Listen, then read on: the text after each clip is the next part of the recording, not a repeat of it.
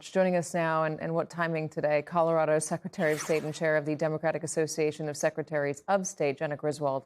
Really good to have you. Thanks for having me on. Just first off, this is something I was curious about earlier.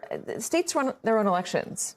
What is the FBI doing in a state elections office?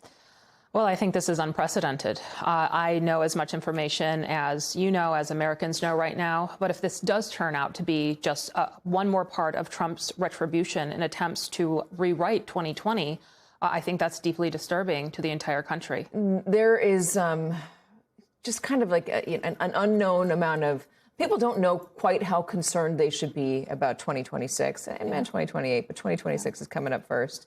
And what the administration might do. If Donald Trump is going back and trying to say, I won in 2020 and I need to rewrite history, even though he did not, if he's willing to do that, there are real questions about what he's willing to do if he loses the House or the Senate or both in 2026. What are you preparing for?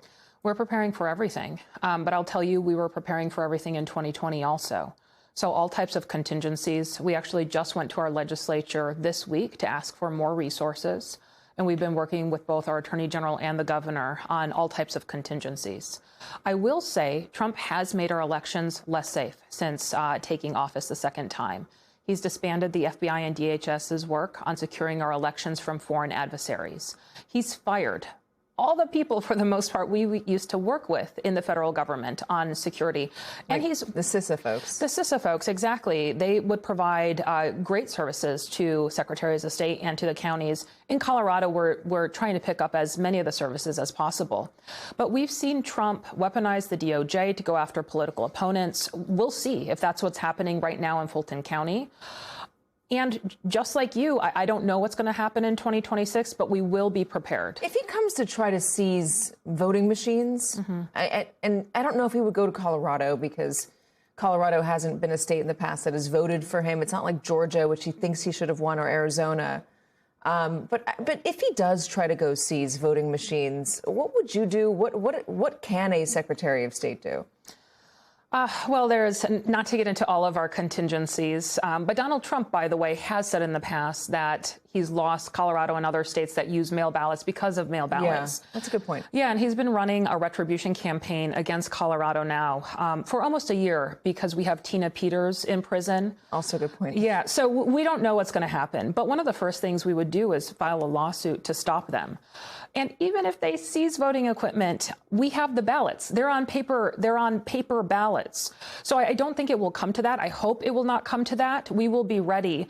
But there's no way that Trump is going to be able to seize voting equipment and change the outcome. That's just not how any of this works. Well, what about this lawsuit from the DOJ for voter rolls? Yeah. Voter registration lists.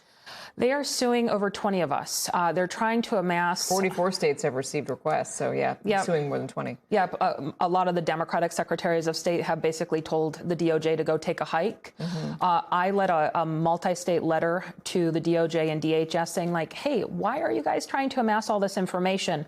Crickets. They won't tell us. So when they asked for social security numbers and driver's license numbers of Colorado voters, I said, no, they're suing us. 2 states, judges have already sided with the states over the DOJ. But I think there's another troubling issue. Number one, why are they amassing this information? What are they going to do? More disinformation, we'll see.